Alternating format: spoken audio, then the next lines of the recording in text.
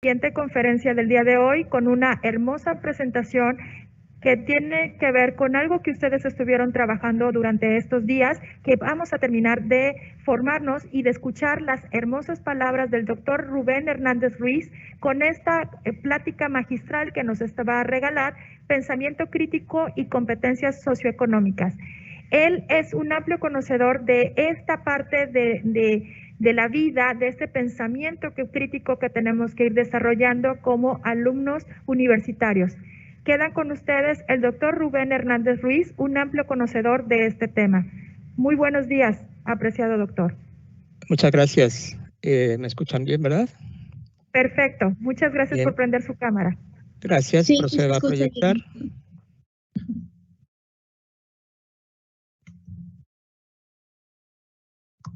Bien. ¿Están viendo allí la primera diapositiva? Sí, sí se ve. Sí, doctor. Ahí está. Bien, pues muchas gracias. Me da gusto regresar a la UJAT y apoyarlos en el tema de pensamiento crítico y en esta ocasión pues asociado a competencias socioemocionales.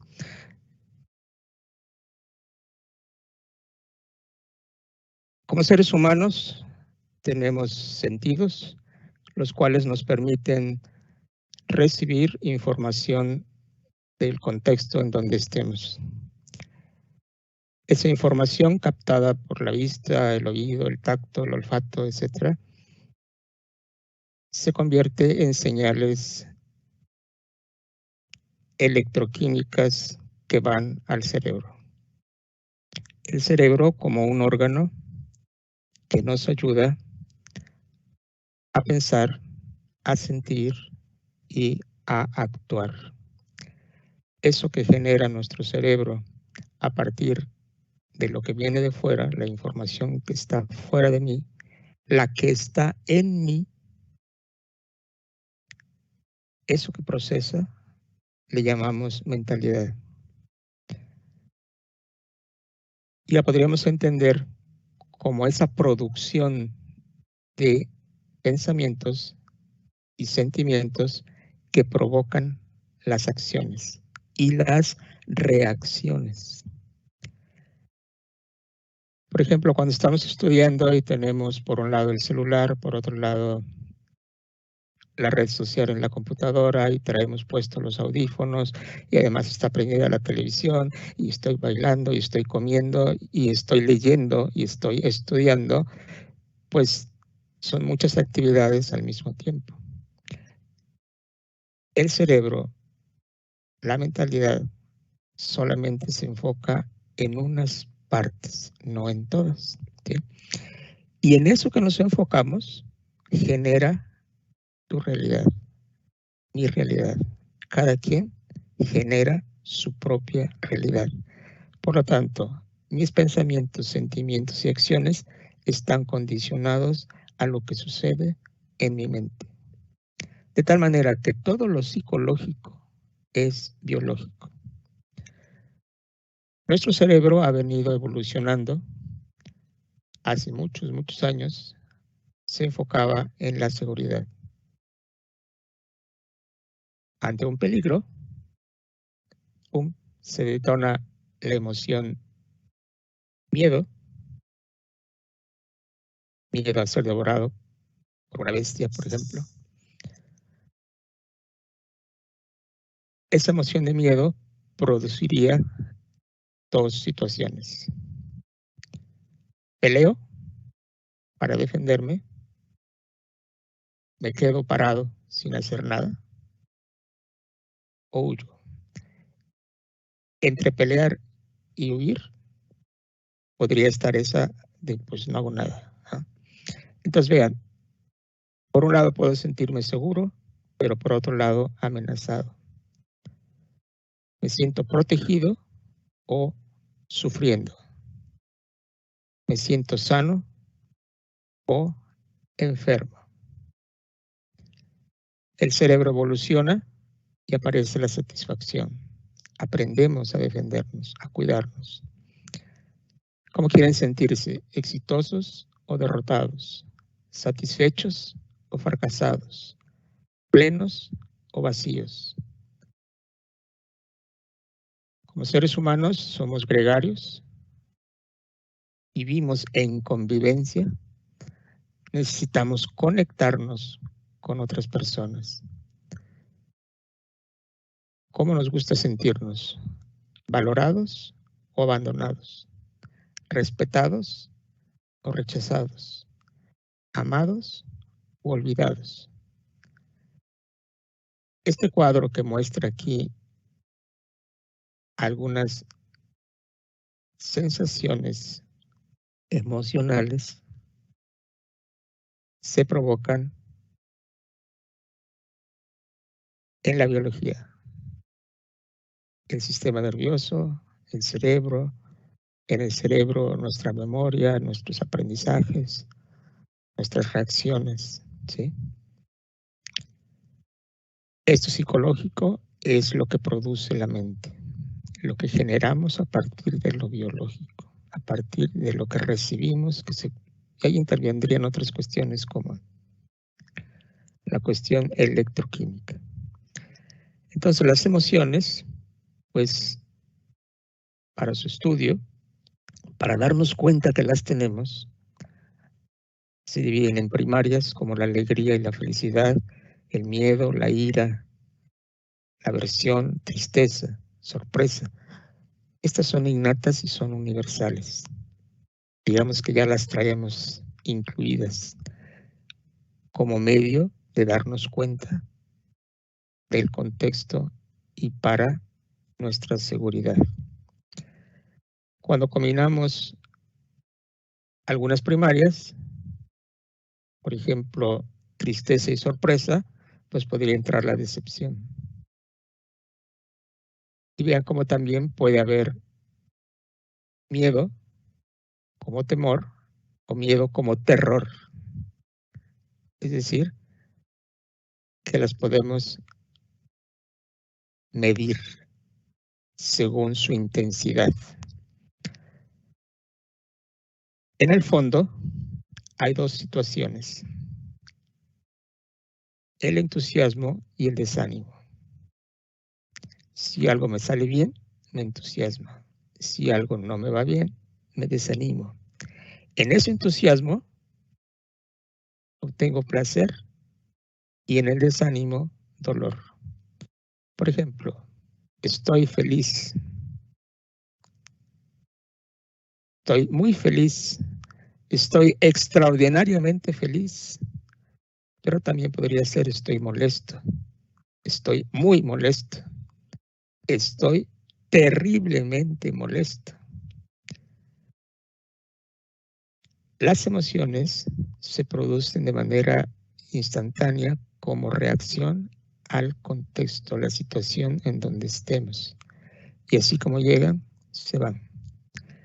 Si logramos identificarlas y darles un nombre, se pueden convertir en sentimientos, que sería una emoción que perdura un poco más.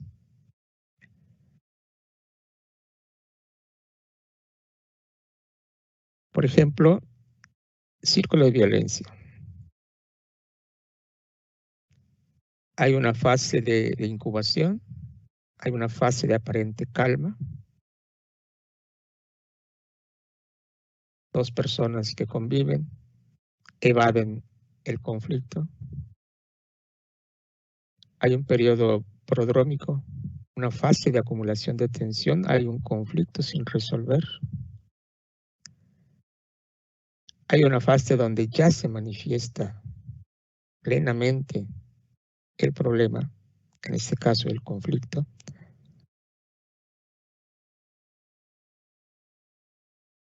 Una vez que se comete el acto agresor, hay una fase de arrepentimiento. No debí haber hecho eso. Discúlpame, perdóname la vida, ¿sí? Hay una efervescencia de los efectos de la violencia. Pero después hay una reconciliación, que también se le conoce como luna de miel. Pero en el siguiente ciclo Volvemos al paso 1. Es un conflicto consciente o inconsciente que nos hace darle vueltas y vueltas y vueltas. Y esto genera emociones y genera pensamientos que nos llevan a acciones. Acciones para agredir o acciones para aceptar la agresión. E incluso ese pensamiento nos puede llevar a que las emociones somatizan algo en el cuerpo. En el ejemplo, ahora sí, estoy en peligro y voy a reprobar y no he hecho la tarea. Eso me lleva a respiración entrecortada, sudoración, latidos fuertes, miedo. Y esas sensaciones corporales me llevan a pensamientos nuevamente. Pensamientos que me van provocando nuevas reacciones emocionales y corporales. Por ejemplo, se produce la ansiedad. Pensamientos que se reflejan en expresiones, todos están en mi contra. No es mi culpa, soy incapaz. Uy, profe, no, todo esto hay que leer. Y para mañana, ay, no, mejor póngame un video. No, mejor entrarle a las protecciones civiles. No, eso es muy arriesgado, mejor no. ¿Qué va a decir la gente de mí?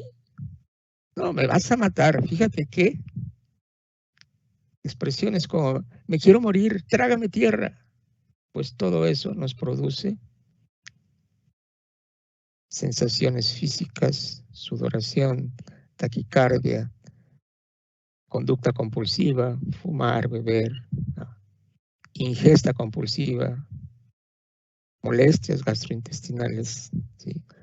Surge la colitis, la gastritis, la encefalitis, ¿no? Temblamos de miedo, temblamos de que ahora sí va a pasar lo peor, ¿no? Y eso también está a la vuelta y vuelta. Tengo sobrepeso, me siento ansioso, tranquilizo mi ansiedad comiendo de más. Se vuelve un ciclo vicioso. No he hecho la tarea, ay, me siento estresado, temo reprobar, voy a los videojuegos, voy a las redes sociales, me paralizo, ¿y ahora qué hago? ¿Y si no me da tiempo? ¿Y si el profe no me la acepta? ¿Y si me bajan puntos? Me siento rechazado y triste, me encierro y no salgo a ningún lado, las personas no me invitan a sus reuniones. ¿Cómo romper esos círculos viciosos comunes para convertirlos en ciclos virtuosos? Vean, por ejemplo, esto. Me preocupo cuando al revisar tareas de mis estudiantes me doy cuenta de que no hicieron lo que había que hacer. Pienso que no entendieron la indicación o que no estaba claramente explicada. Vean esta reacción. Lo primero que pienso es, no estudió, no entiende, no pone atención, se distrae, es decir, empiezo a juzgarlo. Cuando considero o que no estaba claramente explicada la instrucción, entonces esa sensación de preocupación que me provocó el ver tareas que no estaban bien hechas, me lleva a una reacción que me produce un efecto, por lo que me siento apenado con ellos. Creo que me equivoqué. A ver, ¿cómo le hago para que quede claro? Aquí en esa reacción,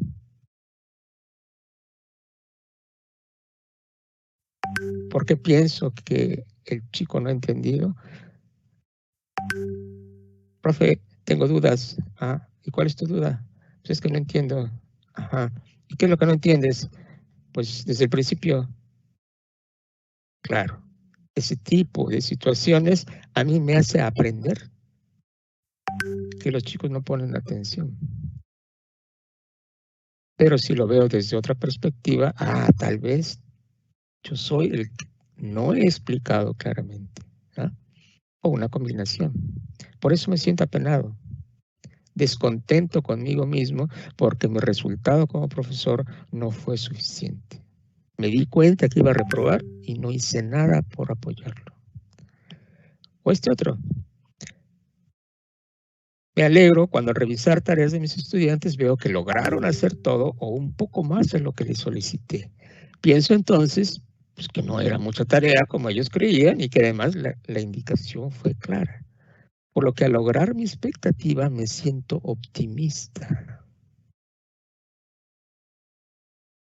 ¿Sí? Entonces, ¿cómo observas tu vida? A partir de reacciones o reflexionas y luego actúas. Por ejemplo, me preocupo. Cuando al revisar tareas de mis estudiantes me doy cuenta de que no hicieron lo que había que hacer. Ahora estoy utilizando mi pensamiento analítico. Mi respuesta cognitiva, pienso que no entendieron o que no expliqué bien. Emocional, por lo que me siento apenado con ellos y descontento conmigo por el resultado. Físico, esta situación me agota, me cansa. Por más que hago y por más que les explico y les doy información, sigue sin aprender. No, ya estoy cansado. ¿Sí? Metacognición. Esto ya te había pasado antes, sí, ya lo había notado.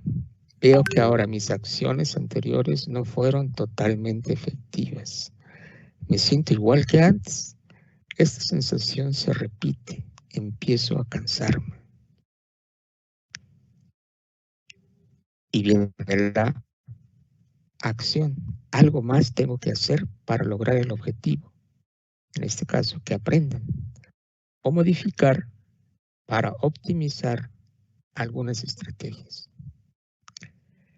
Esta acción metacognitiva me autorregulo para no sentirme ni cansado, ni apenado, ni descontento. Algo tengo que hacer, autogestión, reflexión, acción, que podríamos contestarlo con la pregunta, bueno, y ahora que me di cuenta que la mitad del grupo aprobó y la otra mitad reprobó, ¿qué hago? Pues rediseñar mis estrategias docentes, establecer controles, no esperar a que termine ese periodo, sino antes, trabajar rúbricas, trabajar listas de cotejo. Y vean que esto es en la parte cognitiva. ¿Qué hago en lo emocional? Pues necesito recuperarme. Ser resiliente a lo que me está sucediendo. ¿Cómo lo hago? Resignificando mi perspectiva al visualizar situaciones emocionalmente favorables. O estratificar. ¿Qué significaría estratificar? A ver, si tengo 30 estudiantes y 5 no hicieron lo que había que hacer, entonces el problema no es tan grande como yo pensaba. 25 están trabajando bien. Entonces, mi estrategia tendría yo que enfocarla a esos 5 que no van bien. Y a los otros, apoyarlos con una estrategia que me permita mantener ese ritmo o mejorarlo.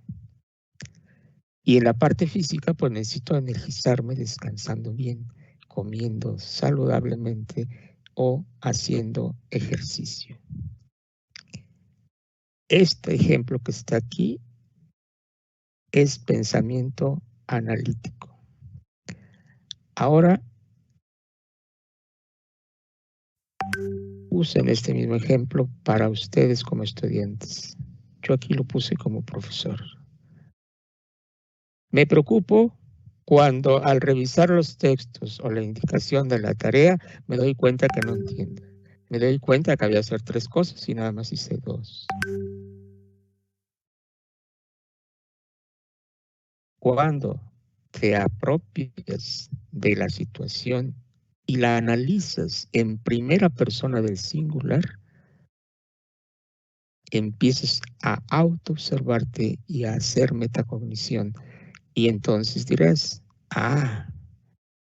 creo que el profesor explicó bien. Creo que soy yo el que no he puesto el esfuerzo suficiente para aprender. Esto nos lleva al pensamiento crítico. Uno, como capacidad de reflexionar y razonar para el cuestionamiento sistemático, esto es permanente, de la realidad, tu realidad, mi realidad, la realidad de cada quien, porque nuestra mente construye realidades distintas, porque tenemos mentes distintas. Nadie aprende por mí, porque nadie vive por mí. Cada quien tiene su verdad. Yo, profesor, puedo pensar que la información que te di para que aprendieras algo está clara. Y esa es mi verdad. Y tu verdad es, profe, es que no lo entiendo. Mi verdad es que no está clara. Si reflexiono y razono, cuestiono lo que estoy estudiando, la forma en que lo estoy haciendo, el resultado que estoy obteniendo, estoy resolviendo mis propios problemas. El pensamiento crítico se enfoca entonces en la solución eficaz de problemas. Y aquí vamos a agregar dos conceptos más: problemas, conflictos, crisis. Un problema como algo que está fuera de mí, un conflicto, lo que está en mí o en la relación con otras personas, y la crisis, cuando el problema o el conflicto no los he resuelto oportunamente y ahora se hicieron ya más grandes. Esto implica la toma de decisiones razonadas y sensatas. Razonadas en el sentido que deben ser analíticas y sensatas en el sentido que deben ser prudentes, éticas, favorables para mi propósito. Y un cuarto punto que implica el pensamiento crítico es la modelización de constructos. Desde la generación de un modelo mental, ¿cómo cambio mis estereotipos que me hacen juzgar a la gente, juzgar las situaciones? Por ejemplo, este profesor debe ser barco, este profesor debe ser muy enojón, no, este debe ser más alegre, con este sí nos vamos a llevar bien. Ese es un modelo mental. Es una construcción de la realidad a partir de lo que percibimos y de lo que ya sabemos. Ahí entra la memoria. Ahí entra la construcción de aprendizajes. También podemos modelar principios, teorías, axiomas, es decir, nuestras conclusiones, hacerlas un modelo. Para eso tenemos las habilidades básicas de pensamiento: observar, describir, comparar, analíticas, por ejemplo, argumentar, autoobservar, hacer metacognición. Y pasamos a las críticas en estos 4 niveles. Y en todo momento tenemos habilidades creativas. Una situación problemática es ese conjunto de problemas y conflictos que pueden estar simplemente juntos, pueden estar imbricados o tejidos entre sí. Por ejemplo, con la pandemia hay cosas afuera de mí que son problemas. La gente se está muriendo, la gente se está contagiando. Los doctores, los hospitales están saturados. Ya no pueden recibir más gente. Pero yo me estoy muriendo, yo estoy en un hospital. No. El problema es una situación extrapersonal, fuera de mí, sí es no deseado. El conflicto es biopsicosocial, eso es intra, me sucede a mí.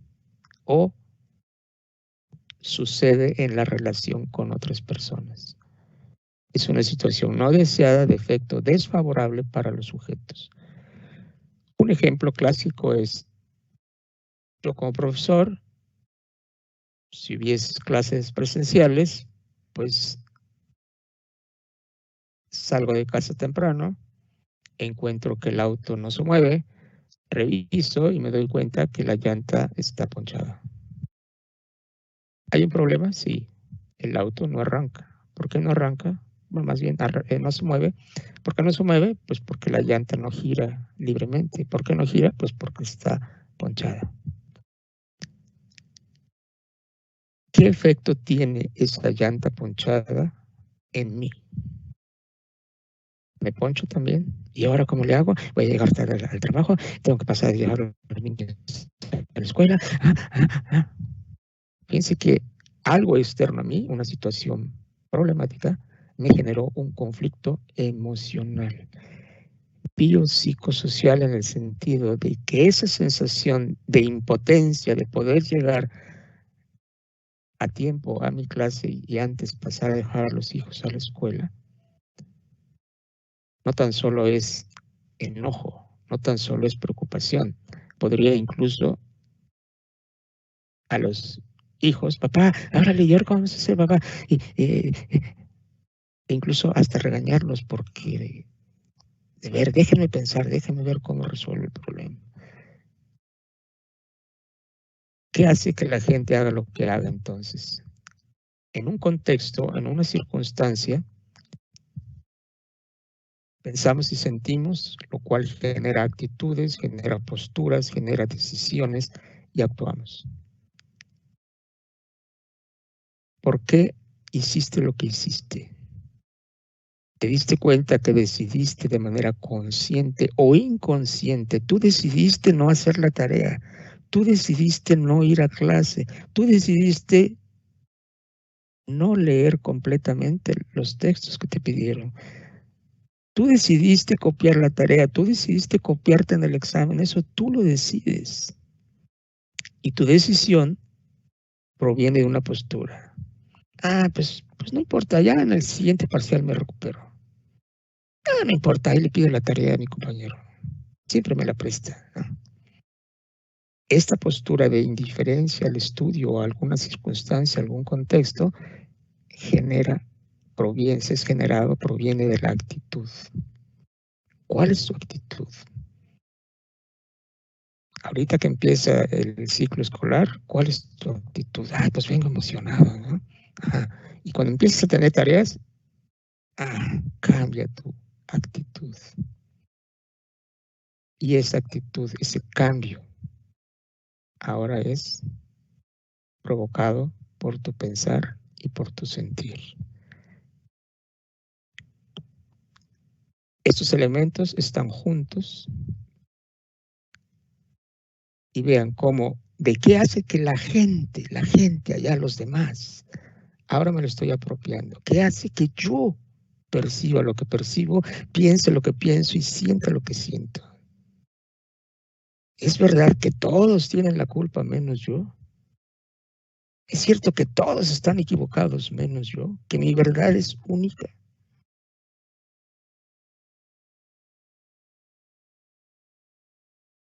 Te puedes cuestionar a ti mismo cómo vives y para qué vives.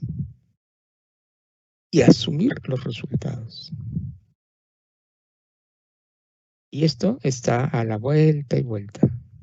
Esto es lo que nos provoca los ciclos viciosos o los ciclos virtuosos. Y bien, aquí está ya la diferencia. El conflicto es intrapersonal o interpersonal. Imagínate dos personas conflictuadas. El padre conflictuado porque la llanta del auto está ponchada. Y los hijos que están preocupados porque van a llegar tarde porque su padre no los puede llevar.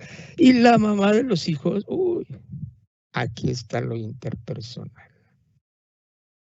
Vean cómo algo externo a las personas genera conflictos en las personas. Un problema y el conflicto van juntos. ¿Qué pasa si yo tengo un conflicto fuera del aula? Cuando llego al aula y llevo ese conflicto, ¿cómo será mi relación con las demás personas? ¿Cómo será mi relación con los contenidos que debo aprender? Si no lo atiendo a tiempo, se convierte en una crisis que me puede llevar a una catástrofe. De ahí la razón para religar el pensamiento crítico con las competencias socioemocionales. Tomen en cuenta que enfrentar es sinónimo de afrontar. Sin embargo, no es lo mismo reaccionar de manera utilizando nuestro cerebro reptil, que está diseñado para eso, a accionar. A ver, ya me di cuenta que tengo miedo a reprobar. Bueno, pues tienes que hacer algo para evitar ese miedo. ¿Peleas? En el sentido de luchas por sobrevivir o sales huyendo. Salir huyendo es, no, pues es que no puedo, es que no entiendo, es que no tengo trabajo, no tengo dinero, no tengo que comer, no tengo para comprar libros, no tengo para transportarme. No, pues es que no puedo. Pues utiliza tu pensamiento para poder accionar y en vez de darte de topes con el problema, lo afrontas, lo resuelves. La recomendación es, pues, reaprende a religar lo que siempre ha estado unido, pero que la ciencia en aras de la objetividad, así como la escuela y la sociedad, ha separado. Pensar, sentir y expresarte. Pensar, sentir y expresarte. Toma conciencia de tu ser, estar y actuar en tu ámbito de gestión, así sea muy pequeño. ¿Cómo lo puedes lograr? Pues desarrolla tus habilidades de pensamiento y sentimiento. Observa, autoobserva, déjate observar para que la gente te pueda ayudar. Déjate observar para que tú modeles, tú enseñes a otras personas lo que haces bien, lo que ya aprendiste. Enfoca tu atención, no te disperses en 20 cosas. Sí, por tu edad lo puedes hacer. Vamos a ponerle menos, 10 cosas. Y una de ellas es estudiar. Bueno, pues tu cerebro está 1/10 parte enfocado en el estudio y 9/10 en atender otras cosas que no te llevan al estudio. Cuando te das cuenta, enfocas la atención en lo esencial, en lo importante para lograr tu meta. Claro, ¿quieres divertirte? Pues planea tu tiempo para lograr ambas cosas. Divertirte de manera excelente para que seas extremadamente feliz o atibórrate de actividades al mismo tiempo para que te sientas terriblemente molesto porque no logras aprender lo que hay que aprender. Entonces mantén la conexión con el contexto, pero enfoca tu atención y date cuenta que en ese contexto, con esa atención, con eso que estás observando, que sucede afuera y dentro de ti, pues autorregula tu comportamiento y gestiona cómo analizar una situación problemática y cómo resolverla. Aquí hay algunas ideas. Ya conocí la situación, pues, ¿en dónde está la respuesta? Normalmente vamos a Google a buscar la respuesta, sí, pero ¿qué tal si el problema es desconocido? Pues entonces tengo que preguntar quién más ya lo resolvió. Esa tarea, a lo mejor alguien del nivel avanzado ya la resolvió, le voy a ver que me la preste para que la copie y se la voy a entregar al profesor. Pues sí, esa es una solución, pero no te lleva al aprendizaje original, al tuyo. La gente te puede apoyar 1 vez, 2 veces, pero no va a cargar contigo toda la vida. Nadie vive por ti. Por lo tanto, nadie aprende de ti. ¿Sí? Muy bien. Aquí hay otra situación. ¿A quién le pago para que me resuelva el problema? Pues espera, tú estás estudiando precisamente para resolver el problema de otros. Pero para resolver el problema de otros necesitas aprender a resolver primero tus problemas. Puedes tener soluciones mixtas. Entonces, ¿cómo quieres pasar del conflicto a la solución? Si te sientes amenazado, ¿cómo pasas a sentirte seguro? Si te sientes fracasado, ¿cómo pasas a sentirte satisfecho? Pues describe la situación tal como es, cómo debería ser y qué acciones necesitas implementar para pasar de una situación desfavorable a una situación favorable. Bueno, vamos concluyendo. Las percepciones se ven influenciadas por lo que ya sabes. Creencias, preconceptos, postulados, teorías, etc. La mente condiciona mi potencial en función a la seguridad, satisfacción y conexión que necesite. Entonces, si religamos el pensar, sentir y expresarse, podemos tomar conciencia de quiénes somos, en dónde estamos y cómo y para qué actuamos. Observar, autoobservar, dejarse observar, enfocar la atención, mantener la conexión con el contexto, darme cuenta y autorregularme podrían ser los elementos que te ayudan a religar este pensar, sentir y expresarte. Pero necesitas también considerar al otro como legítimo otro. Necesitas serenidad, coraje y sabiduría. Y bueno, aquí hay algunas tácticas que en tus cursos de habilidades de pensamiento tus profesores te van a ayudar a que las conozcas, las pongas en práctica. Por ejemplo, vean esta, fuerza de la suavidad. Respira, fluye sin forzar. Acepta la naturaleza de las cosas. Sé tolerante a lo difuso y confuso.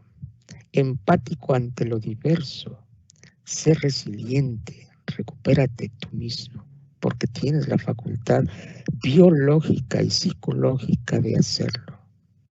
Y claro, en algunos momentos necesitarás técnicas para analizar y solucionar los conflictos o técnicas y estrategias para gestionar tus emociones y disminuir el estrés. Por ejemplo, la comunicación no violenta.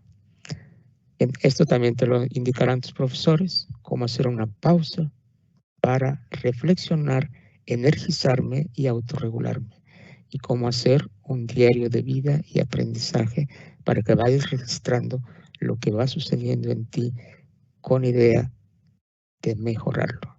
Y claro, cuando hagas el diario, es decir, y todo eso lo tengo que escribir, y a cada rato, tú decides.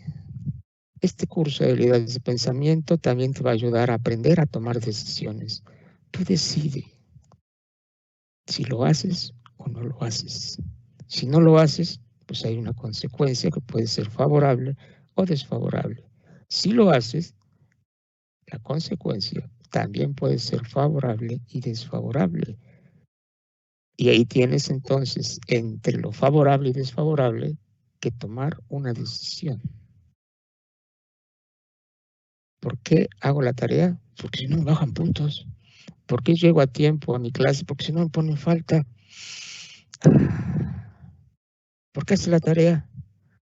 Pues porque es el momento de la verdad. Me enfrento con mis propias capacidades.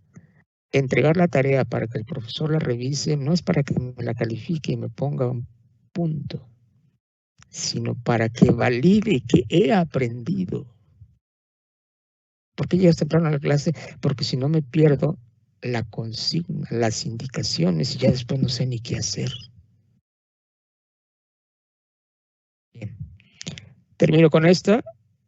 No tan solo podemos hablar de pensamiento crítico, sino además integral. Un pensamiento que me ayuda a pensar, un pensamiento que me ayuda a sentir, aunque las emociones son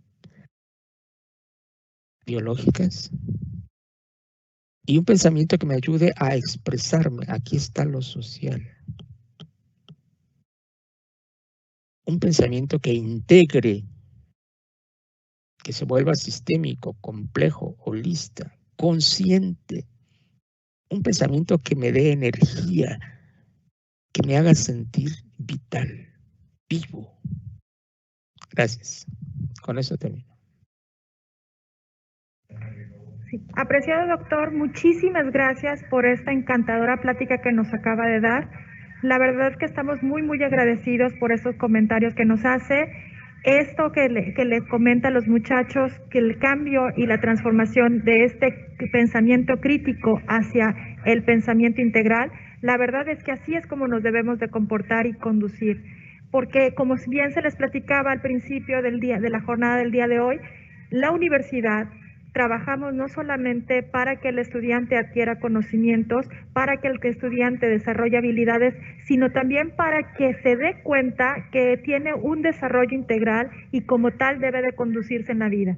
Es por ello que es tan importante que los estudiantes estén tomando este curso de inducción para que se den cuenta de todas las fortalezas que van a recibir aquí en la universidad y que su pensamiento esté alineado con esta idea que tenemos aquí en la institución.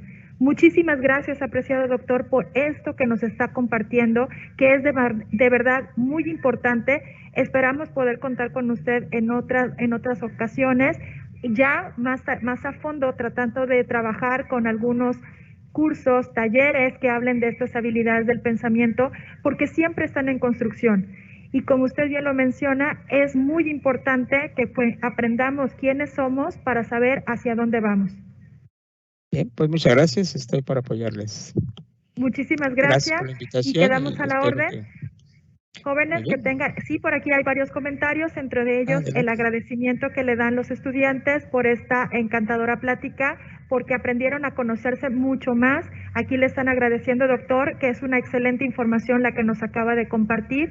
Estas diferentes formas en que podemos nosotros autorregularnos y aprender a controlar y a solucionar los conflictos, todas las fases que tiene un conflicto y cómo podemos irlas resolviendo, qué mejor que lo aprendamos desde ahora. Bien, pues estoy para servir. Gracias por la invitación. Y saludo a los profesores, a los chicos, a todo. En habilidades de pensamiento, ahí van a encontrar algunas cuestiones de mi autoría. Disfrútenlas, aprovechenlas. De hecho, sí, muchos de nuestros programas de la asignatura, precisamente habilidades del pensamiento, están sustentados y fortalecidos por sus textos. Muy amable. Pues muchas gracias. Continuamos, jóvenes, con la dinámica del día de hoy.